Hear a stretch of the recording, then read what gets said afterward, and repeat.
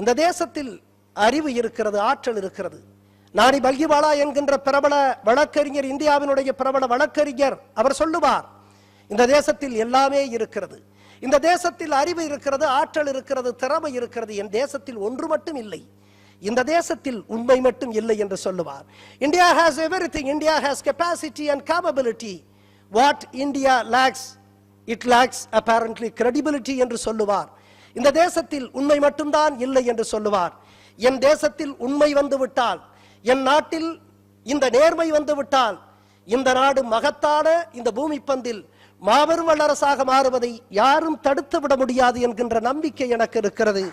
எனவே இன்றைக்கு அந்த நம்பிக்கைக்கு வித்தூன்றுகின்ற விதமாக இன்றைக்கு நம்முடைய சத்தியமூர்த்தி அவர்கள் இந்த நிகழ்வை ஏற்பாடு செய்திருக்கிறார். உளமாற நான் பாராட்டுகிறேன். நேர்மை என்பது ஒரு அற்புதமான உயர்ந்த பண்பு. The honest person, honest man is the noblest creation of God என்று சொல்லுவதைப் போல, ஒரு நேர்மையாளன் கடவுளினுடைய அற்புதமான படைப்பு என்று சொல்லுவதைப் போல, நேர்மையும் உண்மையும் சத்தியமும் மிகுந்தவர்களாக நீங்கள் எதிர்காலத்தில் உங்களுடைய அலுவலகத்திலே நீங்கள் பயணிக்கின்ற பொழுது நீங்கள் மிகுந்த மரியாதைக்கு உரியவர்களாக நீங்கள் மாறுவீர்கள். நீங்கள் நிச்சயமாக மாற முடியும். அசாத்திய தன்னம்பிக்கை கொண்டவர்களாக நிச்சயமாக மாற முடியும். நேர்மை பல நேரங்களில் பல சோதனைகளை கொடுக்கும். ஆனால் அந்த சோதனைகளை எல்லாம் தாண்டி அந்த சோதனைகளை எல்லாம் தாண்டி உங்களாக மாற முடியும். உங்களுக்கு கௌரவம் கிடைக்கும், உங்களுடைய பெருமை கிடைக்கும். நான் கடந்த வாரம் 8 நாட்களுக்கு முன்பாக என்னுடைய குடும்பத்தோடு சிங்கப்பூருக்கு நான் சென்றிருந்தேன். ஒரு தனி பயணமாக 3 நாள் சென்றிருந்தேன்.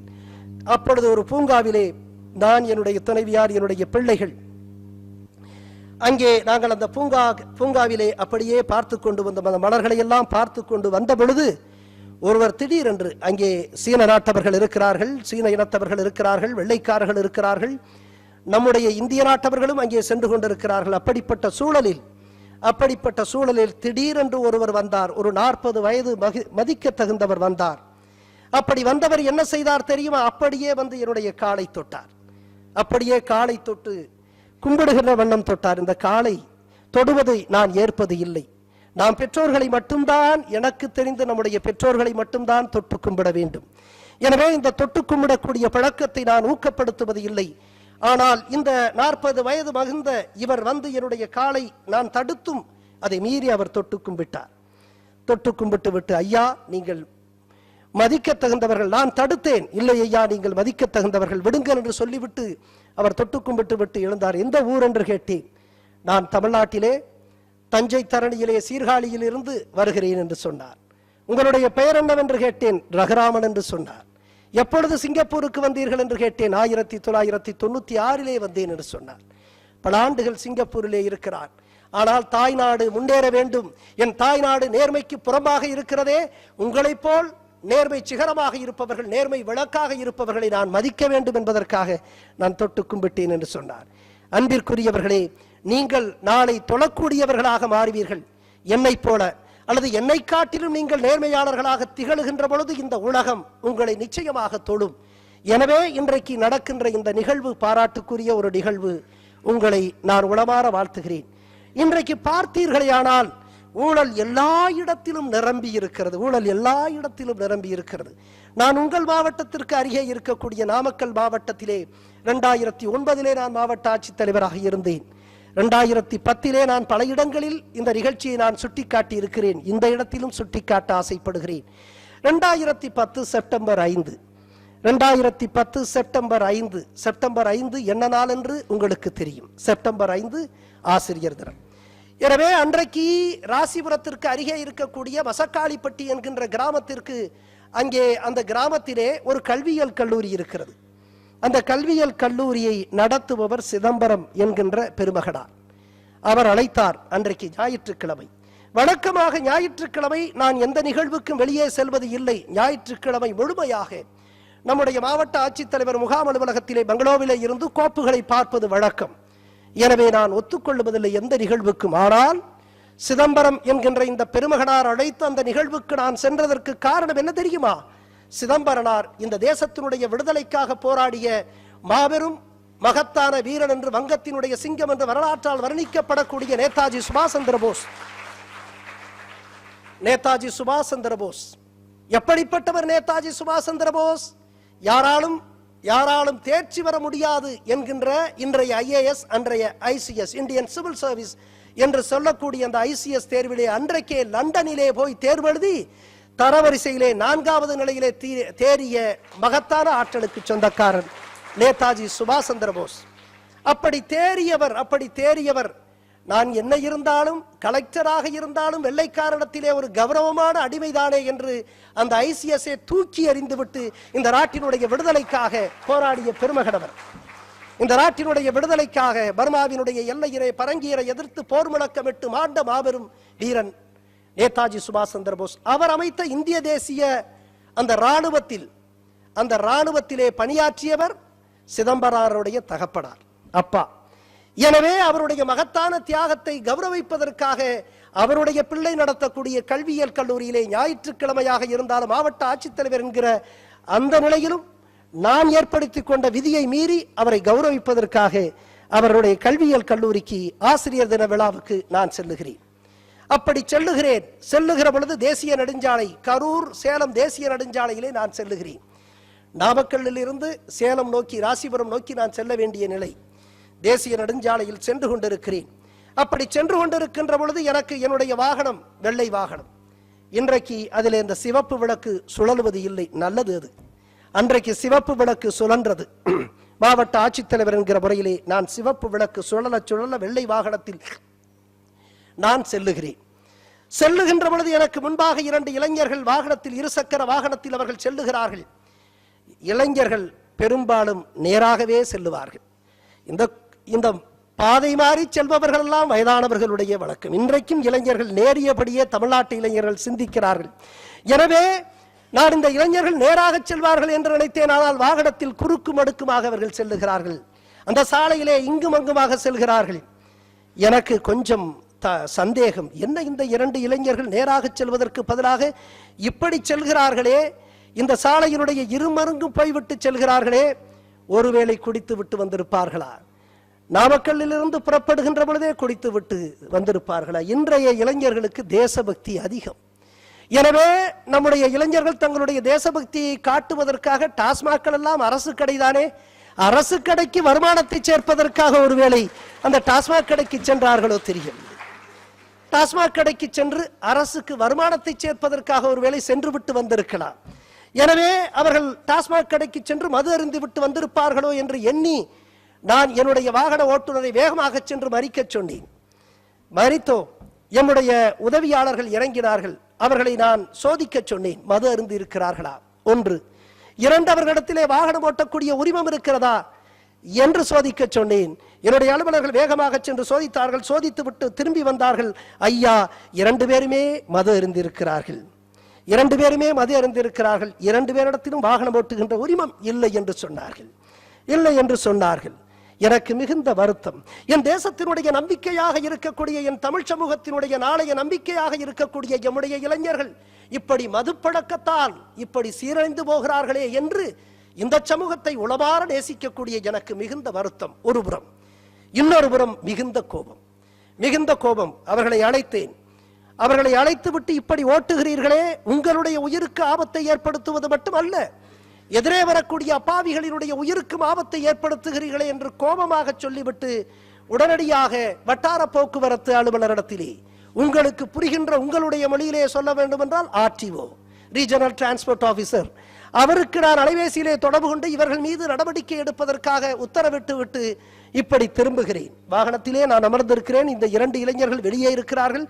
இப்படி திரும்பியவுடன் ஒரு புத்திசாலி இளைஞன், இன்றைய இளைஞர்களுக்கு புத்திசாலித்தனம் அதிகம். ஒரு புத்திசாலி இளைஞன் என்ன செய்தான் தெரியுமா? தன்னுடைய சட்டை பையிலே ஒரு 100 ரூபாயை அப்படியே எடுத்து என்னிடத்திலே கொடுத்து விட்டு, ஐயா வைத்துக் கொண்டு எப்படியாவது காப்பாற்று, ஐயா அந்த 100 ரூபாயை வைத்துக் கொண்டு எப்படியாவது எங்களை காப்பாற்றுங்கள் என்று சொன்னார். நான் நொந்து போனேன். லஞ்சம் தவிர்த்து நெஞ்சம் நிமிர்த்து என்று நான் செல்லுகிற இடமெல்லாம் உளமாற இந்த வாசகத்தை எழுதுவதோடு மட்டுமல்ல, என் அலுவலகத்திலே லஞ்சம் பெறக்கூடாது என்பதில் ஒரு தீவிரவாதியாக நான் செயல்பட்டது உண்டு. மாவட்ட ஆட்சித்தலைவரை காட்டிலும். எனவே அதற்காக பல அவமானங்களையும் வழிகளையும் நான் தாங்கி சென்ற எனக்கே லஞ்சம் கொடுக்கிறார்கள் என்று சொன்னால் நான் என்ன சொல்லுவது? என் தேசம் முழுவதும் இப்படி லஞ்சம் நீக்கமர நிறைந்திருக்கிறது என்பதற்கு இந்த நிகழ்வு சாட்சி அல்லவா? ஒன்று மட்டும் எனக்கு அன்றைக்கு புரிந்தது, என் தேசத்திலே குடித்தவனிடத்திலே கூட ஒரு தெளிவு இருக்கிறது. லஞ்சம் கொடுத்து விட்டால் கலெக்டரிடத்திலிருந்து கூட தப்பித்துக் கொள்ளலாம் என்கின்ற தெளிவு என் தேசத்திலே ஏற்படுத்தி இருக்கிறது. லஞ்சம் இந்த தேசத்தில் நீக்கமர நிறைந்திருக்கிறது என்பதற்கு இந்த நிகழ்வு மூலமாக நான் சொல்லுகிறேன். நண்பர்களே, மாணவ செல்வங்களே, நாளைய என் தமிழ் சமூகம் லஞ்சம் துடைக்கப்பட்ட ஒரு சமூகமாக மாறுவதற்கு இந்த நிகழ்வு நிச்சயமாக ஒரு முத்தாய்ப்பாக, ஒரு வித்தூன்றுகின்ற நிகழ்வாக இருக்கும். அதனால் தான் இத்தனை தடைகளை தாண்டி நம்முடைய அன்பிற்குரிய சத்தியமூர்த்தியினுடைய அழைப்பை ஏற்று நான் இங்கே வந்திருக்கிறேன். உளமாற இந்த உறுதிமொழியை ஏற்கக்கூடிய நம்முடைய நண்பர்களை நான் பாராட்டுகிறேன். அன்பிற்குரிய மாணவ செல்வங்களே, உங்களால் எதை நீங்கள் எண்ணுகிறீர்களோ அதாக நீங்கள் மாற முடியும். நான் எண்ணி பார்க்கிறேன். நான் ஏற்கனவே சொன்னதை போல நான் புதுக்கோட்டை மாவட்டத்திலிருந்து 10 கிலோமீட்டர் தொலைவிலே இருக்கக்கூடிய ஒரு குக்கிராமமான ஒரு பெருஞ்சுடை என்கின்ற கிராமத்தில் ஒரு எளிய விவசாயினுடைய கடைசி மகன், 5 பிள்ளைகளிலே கடைசி மகன் நான். அப்பொழுது புதுக்கோட்டையை பற்றி எத்தனை பேருக்கு தெரியும் என்று தெரியவில்லை. இந்த தேசம் சுதந்திரம் பெற்ற பொழுது இந்த தேசத்திலே இருந்த, தமிழ்நாட்டிலே இருந்த ஒரே சுதேச சமஸ்தானம் புதுக்கோட்டை.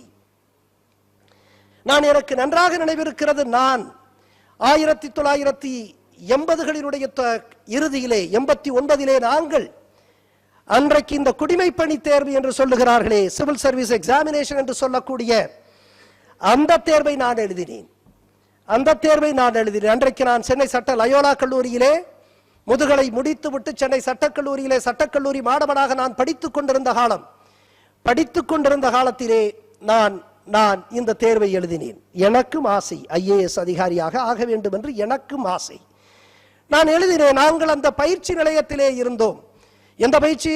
அண்ணாநகரிலே இருக்கக்கூடிய தமிழக அரசினுடைய பயிற்சி நிலையத்தில் அன்றைக்கு 50 பேர் அந்த பயிற்சி நிலையத்திலே நாங்கள் படித்துக் கொண்டிருந்தோம். அதிலே அந்த பயிற்சி நிலையத்திற்கு போகாத ஒரே ஆள் நான் தான்.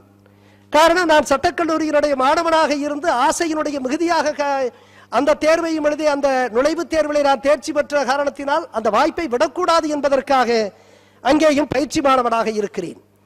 50 மாணவர்கள் நாங்கள். அந்த முதல்நிலை தேர்வு, பிரிலிமினரி எக்ஸாமினேஷன் என்று சொல்லக்கூடிய அந்த தேர்விலே 3 பேர் தேர்ச்சி பெற்றோம். அதிலே நானும் ஒருவன். பயிற்சி நிலையத்திற்கே செல்லாத நானும் ஒருவன். 3 பேரிலே அந்த முதன்மை தேர்வு என்று சொல்லக்கூடிய மெயின் எக்ஸாமினேஷன்ல 2 பேர் தேர்ச்சி பெற்றார்கள். அதிலே நானும் ஒருவன்.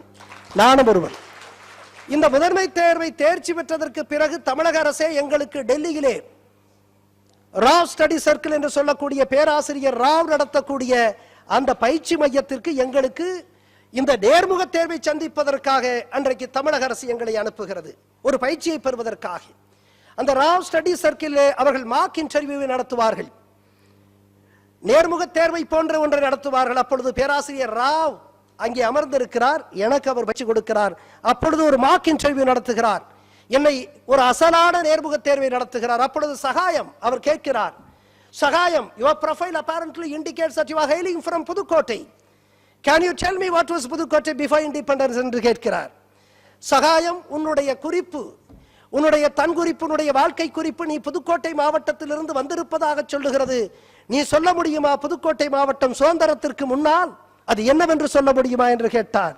நான் கொஞ்சம் கூட தயக்கம் இல்லாமல், sir, it was a princely state before India secured independence, before the independence of this country என்று நான் சொன்னேன். அவர் மகிழ்ச்சி கொண்டார். அதற்கு பிறகு can you indicate the name of the last ruler of Pudukkottai princely state என்று அவர் கேட்டார். புதுக்கோட்டை சுதேச சமஸ்தானத்தினுடைய கடைசி மன்னருடைய பெயரை சொல்ல முடியுமா என்று சொன்னார். Sir, it was Rajagopala Thondaiman who ruled as a last king of Pudukkottai princely state என்று நான் சொன்னேன். புதுக்கோட்டை ஆண்ட கடைசி மன்னர் என்று நான் சொன்னேன். எதற்காக சொல்லுகிறேன் என்று சொன்னால், புதுக்கோட்டை இந்த இந்தியா சுதந்திரம் பெற்றபோது தமிழகத்தில் இருந்த ஒரே சுதேச சமஸ்தானம் அது. நான் கூட அடிக்கடி சொல்லுவேன், உங்களை எல்லாம் வெள்ளைக்காரர்கள் ஆண்டார்கள், நாங்கள் வெள்ளைக்காரர்களுக்கு அடிமைகள் அல்ல, எங்கள் மண்ணை ஆண்டவர்கள் எங்களுடைய மண்ணின் மைந்தர்களான மாமன்னர்கள் என்று நான் சொல்லுவேன். ஒருவேளை அதுதான் என்னுடைய விடுதலை உணர்ச்சி சுதந்திர வேகத்திற்கு அது கூட ஒரு காரணமாக இருக்கலாம். மண்ணின் உணர்ச்சி இருக்கிறது அல்லவா, அது மகத்தான உணர்ச்சி. எனவே எதற்காக சொல்லுகிறேன் என்று சொன்னால், புதுக்கோட்டை ஒரு சுதேச சமஸ்தானம். அன்றைக்கு புதுக்கோட்டைக்கு மன்னர் இருந்தார், புதுக்கோட்டைக்கு கோட்டை இருந்தது, புதுக்கோட்டைக்கு நாணயம் அம்மன் காசு என்று என் தாய் இடத்திலே சின்ன பிள்ளையாக இருந்த பொழுது சொல்லியிருக்கிறார். அன்றைக்கு அம்மன் காசு இருந்தது என்று சொல்லி இருக்கிறார். அம்மன் காசு, அதற்கென்று அடையாளம், சின்னம், கொடி, கோட்டை எல்லாமே இருந்தது. நான் எதற்காக இந்த கதையை சொல்லுகிறேன் என்று சொன்னால், என்னுடைய கிராமத்திலிருந்து என்னுடைய தந்தையார் என்னை புதுக்கோட்டைக்கு எப்போது அழைத்து வருவார். நான் சிறுவனாக இருக்கிற பொழுது, 10 வயது 12 வயது சிறுவனாக பாலகனாக இருக்கின்ற பொழுது அவர் மிதிவண்டியிலே அவர் என்னை அழைத்து வருவார். நான் அழைத்து வருகிற பொழுது புதுக்கோட்டை நகருக்குள் நுழைகின்ற பொழுது புதுக்கோட்டை இருக்கும், அந்த கோட்டை இருக்கும், அந்த கோட்டை இருக்கும். அந்த கோட்டை மன்னர்கள் ஆண்ட கோட்டை அது. அந்த கோட்டையை தாண்டித்தான் நான் செல்ல வேண்டும். அப்பொழுது எனக்கு தெரியாது இது என்ன கோட்டை என்று எனக்கு தெரியாது. நான் மிதிவண்டியிலே ஒரு சிறுவன், 10 வயது அப்பாவி சிறுவன், கிராமத்து சிறுவன் நான். என்னுடைய தந்தையார் அந்த புதுக்கோட்டை அந்த கோட்டையை தாண்டுகின்ற பொழுது நான் கேட்பேன். அங்கே நிறைய வாகனங்கள் செல்லும், நிறைய மக்கள் செல்வார்கள். எனவே இதை பார்த்து பிரமிப்போடு என்னுடைய தந்தையிடத்திலே கேட்பேன், அப்பா இது என்ன அலுவலகம், இது என்ன கோட்டை என்று கேட்பேன். என்ன கோட்டை என்று கேட்பேன். அதற்கு சொல்லுவார் இந்த கோட்டை தான் ஜில்லா கலெக்டருடைய அலுவலகம் என்று என்னுடைய தந்தையார் சொல்லுவார். இதுதான் ஜில்லா கலெக்டருடைய அலுவலகம் என்று சொல்லுவார். காரணம் என்ன தெரியுமா, புதுக்கோட்டை மன்னர்களுக்கு சொந்தமான அந்த கோட்டையை அரசு வாங்கி 1974 புதுக்கோட்டை மாவட்டமாக உருவாக்கப்பட்ட பொழுது இந்த கோட்டையை மாவட்ட ஆட்சித்தலைவர் அலுவலகமாக மாற்றினார்கள்.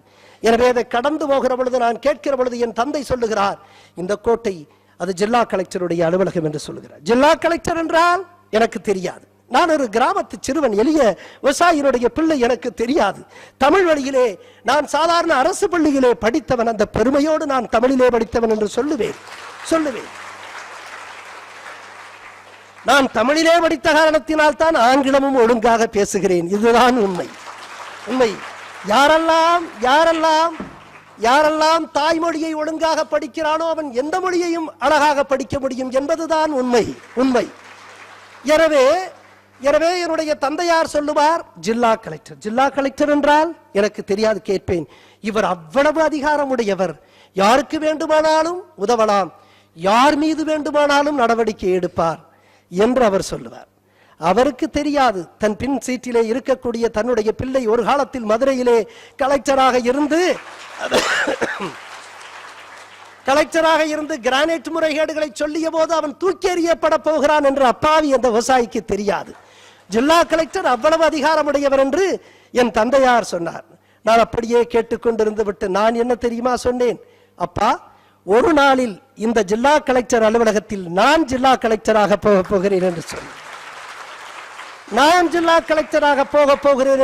அன்பிற்குரியவர்களே, அன்றைக்கு நான் அந்த மிதிவண்டியிலே போகின்ற பொழுது என்னுடைய சாதாரண அந்த எளிய விவசாயியான என்னுடைய தந்தையிடத்திலே தமிழ் வழியிலே சாதாரண அரசு பள்ளியிலே படித்த நான் சொன்னேன், ஒரு காலத்தில் ஜில்லா கலெக்டராக நானும் ஆக போகிறேன் என்று சொன்னேன். நான் 2 மாவட்டத்தில் ஜில்லா கலெக்டர் ஆகிவிட்டேன். நிச்சயமாக அன்பிற்குரிய பிள்ளைகளே, என்னை போல் அசாத்திய தன்னம்பிக்கை உங்களுக்கும் நிச்சயமாக இருக்கும்.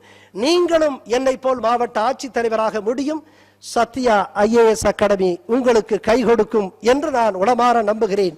எனவே நீங்கள் எப்படிப்பட்ட பின்னணி கொண்டவர்களாக இருக்கலாம், கால்நடையாக வந்தவர்களாக இருக்கலாம், கனவு காணுங்கள். மிதிவண்டியிலே வருபவர்களாக இருக்கலாம், கனவு காணுங்கள். எப்படிப்பட்ட பின்னணி கொண்டவர்களாக இருந்தாலும் நீங்கள் கனவு கண்டால் நிச்சயமாக அது நிறைவேறும் என்பதற்கு இந்த நிகழ்வு ஒரு உதாரணம் என்று நான் கருதுகிறேன். இங்கே வந்த பொழுது கூட நினைவு பரிசை எனக்கு கொடுத்தார். லஞ்சம் வாங்கக்கூடாது என்று உறுதிமொழி எடுக்கக்கூடிய இந்த நிகழ்வில் எனக்கு அதற்கு நினைவு பரிசு. அவர் வித்தியாசமாக செய்திருக்க வேண்டும். நான் நினைவு பரிசை நான் பெறுவது இல்லை என்று நான் வைத்திருக்கிறேன். கொடுக்காமல் இருப்பவர்கள் எனக்கு நண்பர்கள், கொடுத்து விட்டால் அவர்கள் மீது எனக்கு கோபம் இருக்கும். எனவே நான் என்ன செய்ய நினைத்தேன், பார்த்தேன், யாராவது தமிழ் பிள்ளைகள் தமிழ் பெயர் வைத்திருக்கிறார்களே. இங்கே பார்த்தால் எங்குமே தமிழ் இல்லை. எல்லா பெயர்களிலும் சமஸ்கிருதத்தை திட்டமிட்டு புகுத்தி இருக்கிறார்கள் என்பதுதான் உண்மை. என் தமிழ் மண்ணிலே. ஆனால் நான் செல்லுகிற இடமெல்லாம் என்னுடைய கட்டளையை மீறி நினைவு பரிசு கொடுக்கின்ற பொழுது தமிழ் பெயரை தாங்கி இருக்கக்கூடிய அந்த தளிர்களுக்கு நான் கொடுக்க வேண்டும் என்று நான் கருதுவேன். இப்படி பார்த்தால் இந்த அரங்கு முழுவதும் இருக்கக்கூடியவர்களை தேடி பார்த்தால் ஒரு கபிலனும் கவிஞனும் தான் மிஞ்சி இருக்கிறார்கள் என்று எண்ணுகிற பொழுது எனக்கு வேதனையாக இருக்கு. உங்களுக்கு தெரியுமா, நம்முடைய மொழி அவ்வளவு உயர்ந்த மொழி, பண்பாட்டு மொழி, பண்பாட்டு மொழி. நான் இப்பொழுது சொன்னேன் அல்லவா, டெல்லிக்கு சென்றேன் என்று, நேர்முக தேர்வுக்கு சென்றேன் என்று சொன்னான். அந்த நேர்முக தேர்வை சந்திப்பதற்கு நானும் யூபிஎஸ்சி வளாகத்திற்கு சென்றேன்.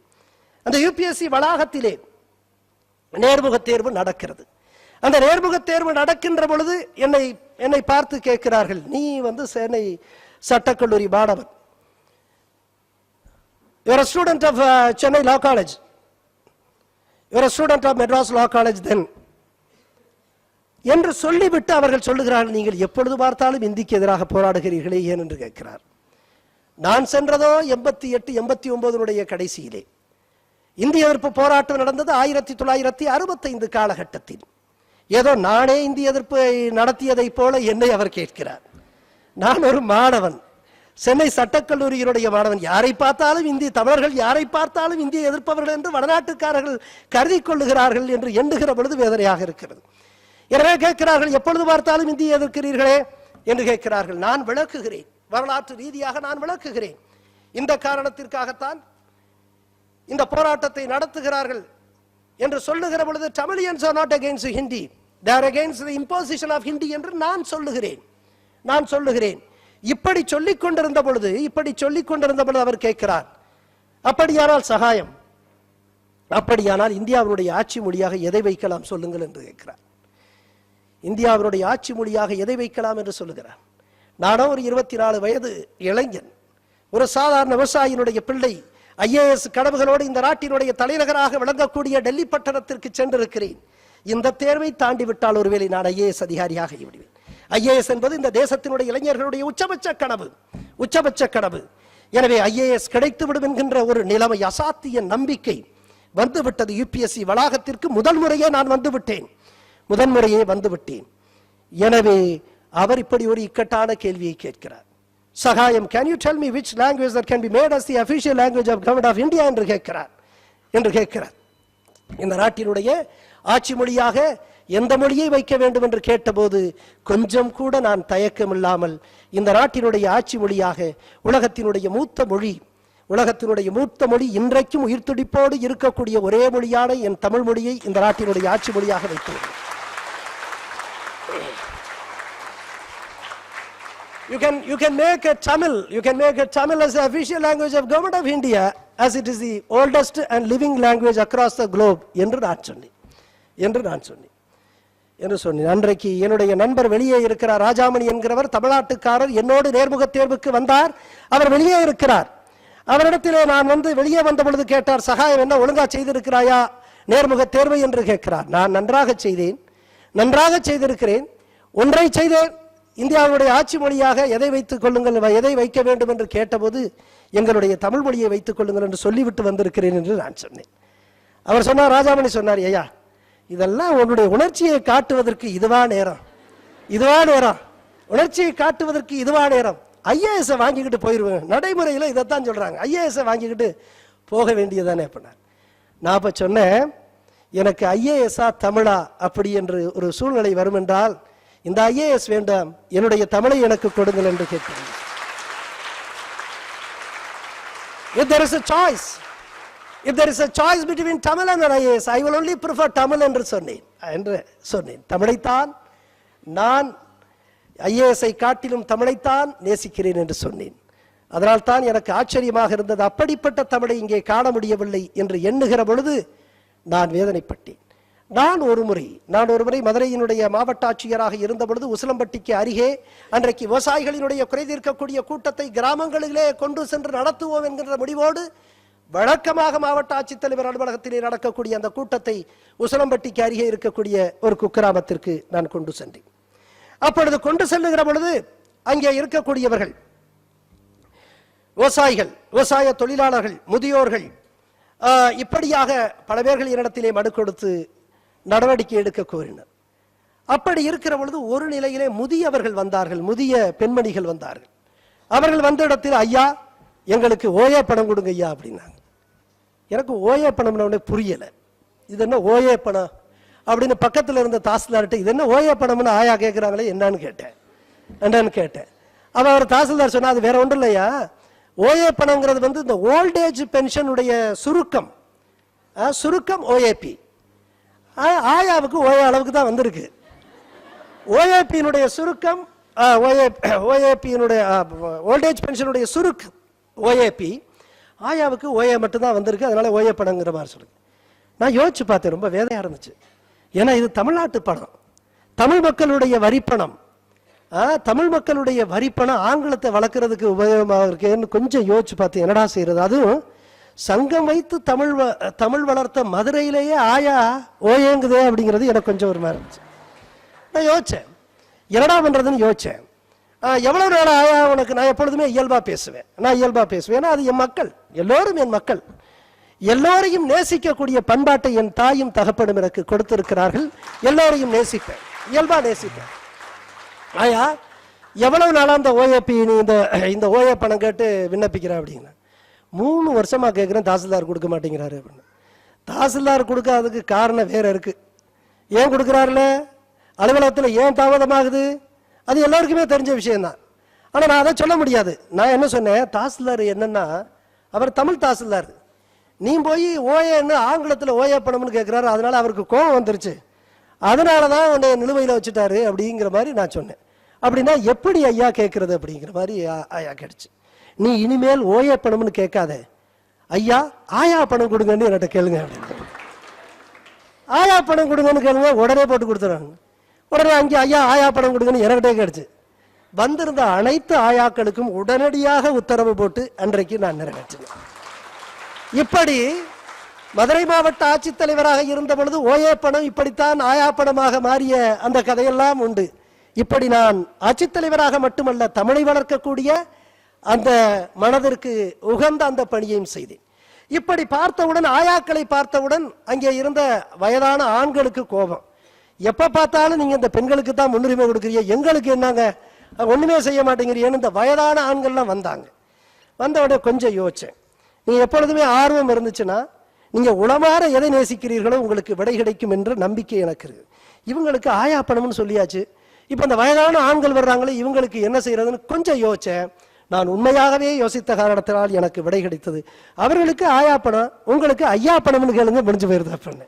ஆக ஆயாக்களுக்கு ஆயா பணம், ஐயாக்களுக்கு ஐயா பணம், இப்படியாக நான் கொடுத்தேன். அன்பிற்குரியவர்களே, உங்களுடைய பணிகளிலே நேர்மையாக இருப்பதோடு மட்டுமல்ல, தமிழை வளர்க்கக்கூடிய பணிகளையும் இங்கே தொகுதி 2 நீங்கள் பதவியேற்கக்கூடிய நீங்கள் செய்ய வேண்டும் என்று நான் கேட்டுக்கொள்கிறேன். காரணம், இந்த தேர்விலே கூட தமிழ் உங்களுக்கு உதவி இருக்கும் என்று நான் நம்புகிறேன். எனவே எதிர்காலத்தில் நீங்கள் தன்னம்பிக்கையோடு சந்திக்கக்கூடிய உங்களுடைய அந்த அலுவலக சூழலில் நீங்கள் நேர்மை மட்டுமல்ல, இந்த மண்ணையும், இந்த மண்ணினுடைய மொழியையும், இந்த மண்ணினுடைய மரபையும், இந்த மண்ணினுடைய உணர்வுகளையும் தாங்கியவர்களாக நீங்கள் இருக்கிற பொழுது நிச்சயமாக நீங்கள் இந்த மண்ணிற்குரிய ஒரு மகத்தான மனிதர்களாக மாறுவீர்கள் என்பதற்காக இதை குறிப்பிடுகிறேன். அன்பிற்குரிய மாணவ செல்வங்களே, உங்களால் ஐஏஎஸ் மிக எளிதாக சாதிக்க முடியும் என்று நான் நம்புகிறேன். மிக எளிதாக சாதிக்க முடியும். அனுதீப் என்கின்ற 2018 தெலுங்கானாவை சார்ந்த இந்தியாவிலேயே ஐஏஎஸ் தேர்விலே முதலாவதாக தரவரிசையிலே முதல் நிலையிலே ஃபர்ஸ்ட் ரேங்க் என்று தேர்வு செய்யப்பட்ட அந்த அனுதீப் அவர் சொல்லுகிறார், the dream to serve my country that has no forced me to achieve this என்று சொல்லுகிறார்.